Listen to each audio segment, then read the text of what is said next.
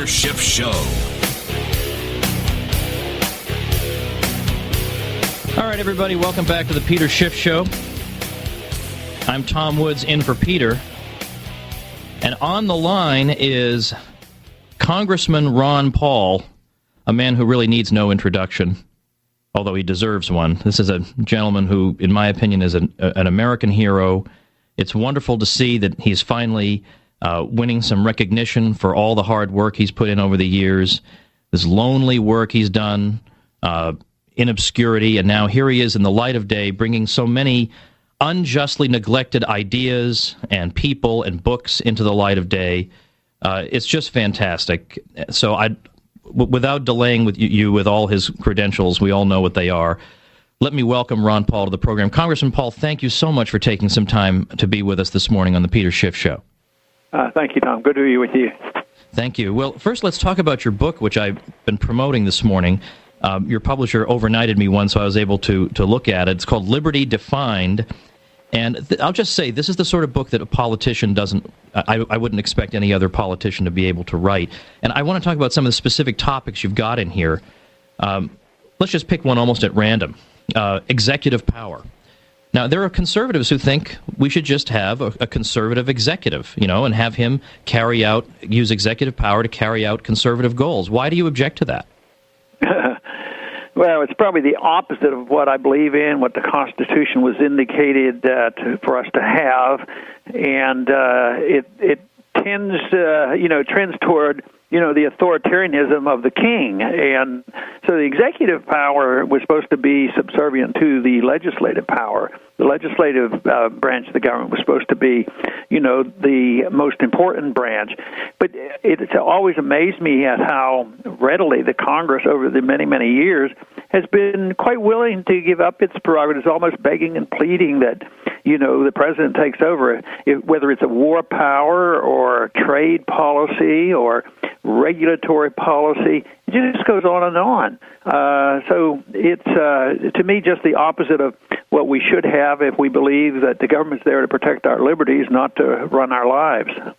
And, of course, this devotion to executive power and a strong executive is entirely bipartisan, which leads to my next question. You have an entry here in Liberty Defined on bipartisanship, and you argue we've had too much bipartisanship. What do you mean by that? Yes, that makes some people nervous because a lot of people think the solution is if those two parties could just get together. It's what they're getting together. I argue that bipartisanship is fine if you're doing the right thing, but right. We've had too much over the last 60 years. When you look at the economic policies, and I always referred to the famous quote by Nixon, we're all Keynesians now.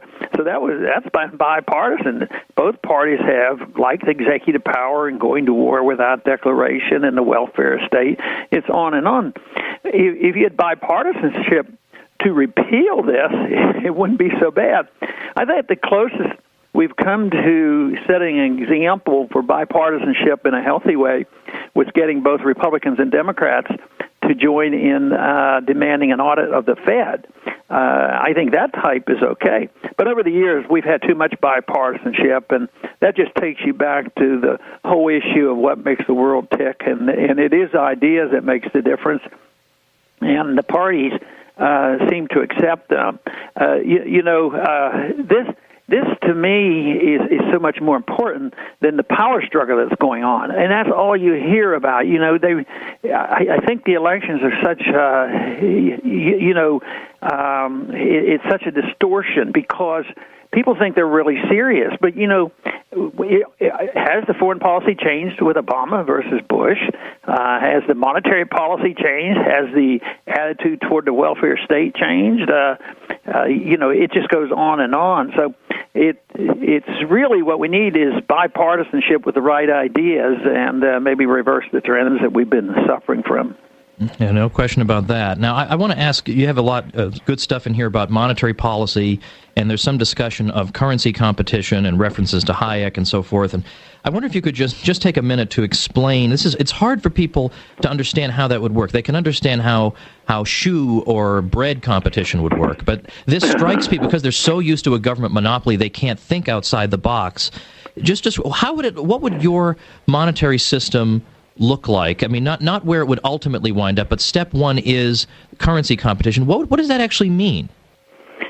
Well, you would make it legal to use something other than Federal Reserve notes, that you would take away the power of the cartel, because there is a monopoly or cartel control of the monetary system today, and that's generally the rule. Governments have always liked to have a monopoly control over money so that when they want to debase it, they can get away with it. But, if you had a worldwide gold standard and it was honored and it was developed in the marketplace, you don't have to have a lot of competition. People would just accept it. There might be, maybe silver circulating, gold circulating, and in a free market, those prices would vary, which currency you're using. But today, we've lived for so long, especially the last 40 years, with fiat currencies, with the dollar being the foundation of the fiat currency system, and it has created all our trouble. Now, if you do want to go with the Constitution and use gold and silver today, you can end up going to jail, over this, because you're challenging the monopoly and the legal tender laws. So because of the fluctuating fiat currencies around the world, they trade currencies all the time. Internationally, they're allowed to. They're in and out of all the currency. Every second of the day, it seems like, these exchange rates can vary. And there'd be nothing wrong from my viewpoint that you can do this domestically, especially in the computer age. You could have another currency circulating, but what you would have to do is allow gold and silver to be money. Today, there are too many laws against it. If you wanted to buy a dollar or use a dollar, you don't have to pay a sales tax on it. But if you want to use a gold coin and you go get a gold coin in a coin store or a bank, you have to pay a sales tax on it. And then if your gold coin goes up in value, you have to pay a capital gains tax on it. But for it truly to circulate and people to opt out of the system, you'd have to get rid of those laws. And there's been an attempt to do this in Mexico. There's been people very interested in the silver standard. Mexico has been known for, because they have a lot of silver, to use silver as money. But there's been an honest effort. I have visited with a couple members of their Congress down there. They've come up to see me because they're really interested in promoting that, because the average person in the middle class gets wiped out every time they ruin the peso. So they want to at least allow the people to save their money in a silver account. So I think right now this is a great idea where it's not nearly as threatening to those who would say, well, the only way we can do this is within 24 hours the Federal Reserve is closed down. That sort of scares people, and it would be rather disruptive. So I think getting competition is a great way for any transition away from big government. Congressman, we have about 1 minute left in this segment. I'd like to ask you, what's next for your Monetary Policy Subcommittee? I mean, the hearing you had with Jim Grant and Lou Lehrman and Joe Salerno was so unbelievably good. Jim Grant should be in D.C. all the time, in my opinion. He's just so funny and smart. So what sorts of topics do you plan to tackle in the future? Well, we're going to have some Federal Reserve officials. Bernanke won't be coming to my subcommittee. They say that's against the rules. But other members will be, and we are going to be starting to ask them questions about the information that we have gotten. The 29,000 pages which are referred to as the dump because of the consequence of the court rulings. And there's been a lot of good things come from that already. And we're going to push some of these officials on these issues to see how many answers we get. But I think one of the things that I want to do, and persistently, is try to get the Fed to admit what their balance sheet is all about. They hold all these securities, but we don't know what they paid for them and what they're worth now. So they count these trillions of dollars that they have, but it might be worthless paper that they're holding. So exactly. I want to pursue that as well. This is all great, and we're getting this information largely because of your efforts. Hang on just the line. I know Congressman Paul has just a few more minutes with us, so everybody stick around. You're listening to the Peter Schiff Show, the gold standard in talk radio. Welcome back to your source of sanity in an insane world. It's the Peter Schiff Show.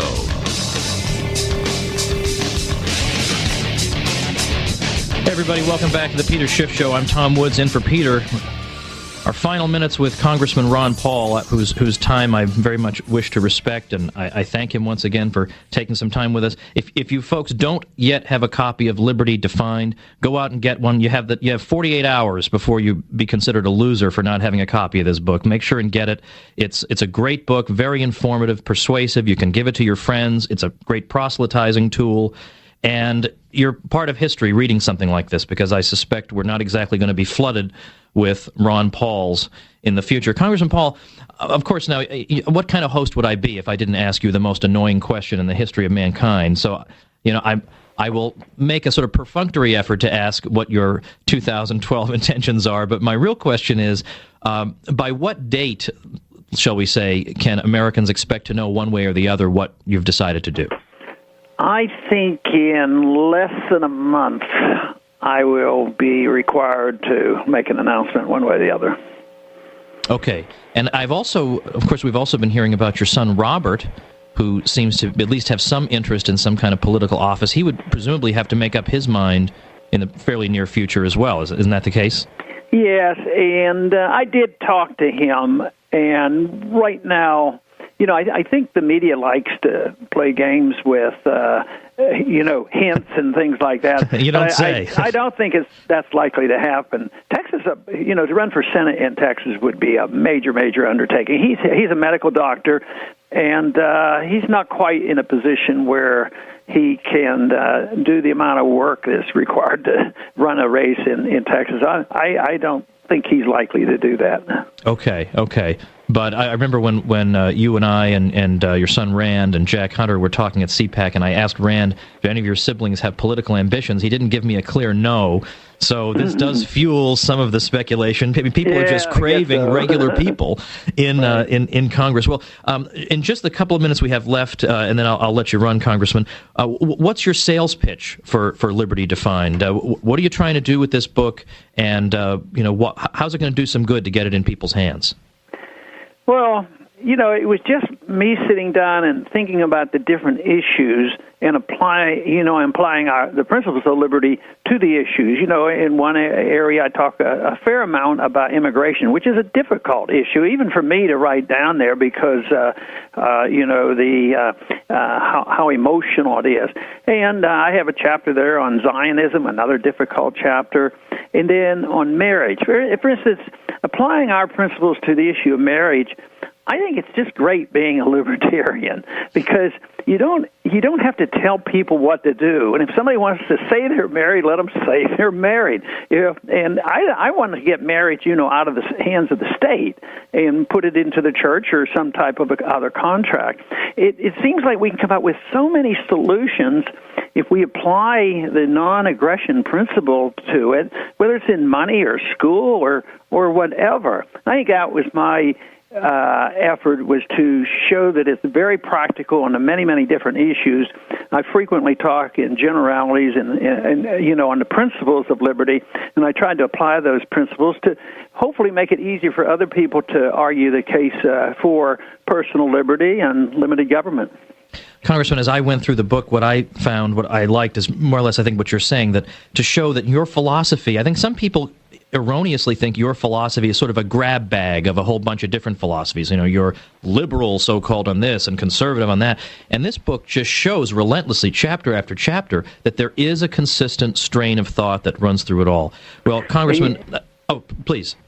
I was going to say, and that is what seems to attract a lot of young people. They like that consistency that comes through. Right, and that you're not just holding these opinions when it's convenient. And you held these opinions back when there was no youth movement behind you. It was just a lonely congressman doing his best. Well, Congressman Paul, first of all, thank you so much for spending some time with us. And I also just want to say, although I know you don't need to hear it, I still want to say it to you, that whenever you are attacked by any of these pygmies who are calling you names and putting you down, I assume that what you're dealing with is an honest man in a world of people, looking for bribes and self-aggrandizement, is like crucifix before Dracula. And so every time you're attacked, I want you to know there are a million of us out there who are cheering for you, who have your back, who are supporting you. So go on out there, keep making us proud, and thank you so much for the time today. Okay, thank you, Tom.